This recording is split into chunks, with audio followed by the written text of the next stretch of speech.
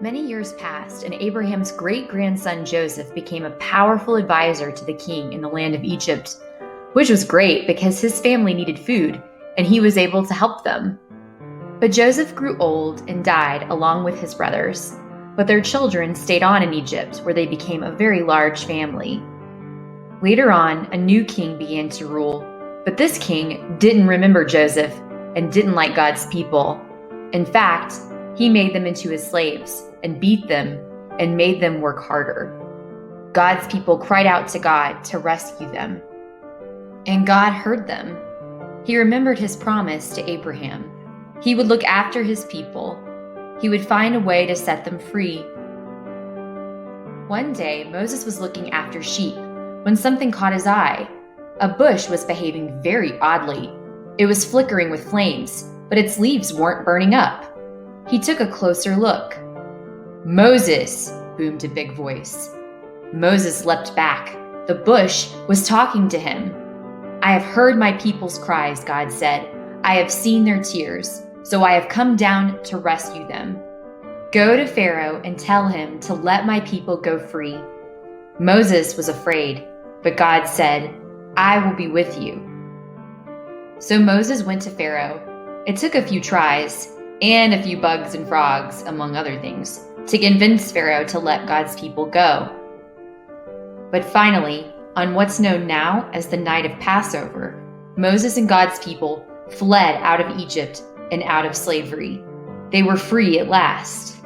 God's people would always remember this great rescue, when God heard their cries and he answered them.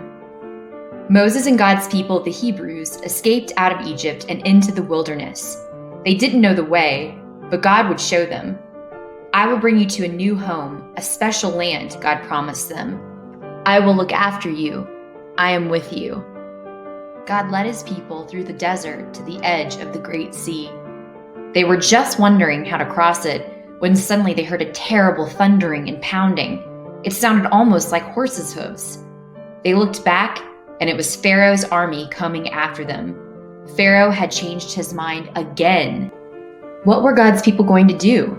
In front of them was a big sea. It was so big there was no way around it. They didn't have a boat, and there was no way they could swim that far.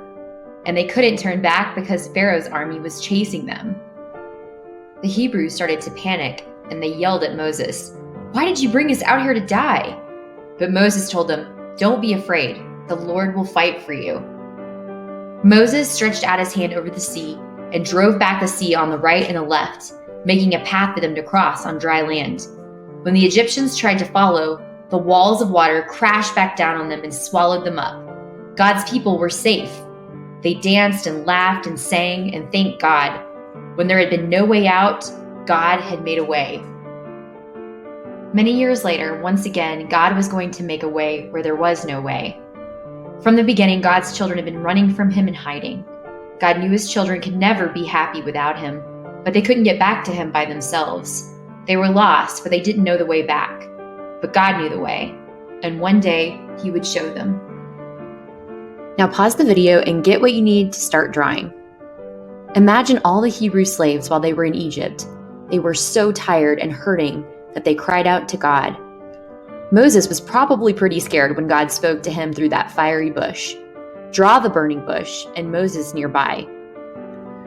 What would it have been like to be standing at the edge of that big sea with Pharaoh's army behind them? The Hebrews must have been terrified.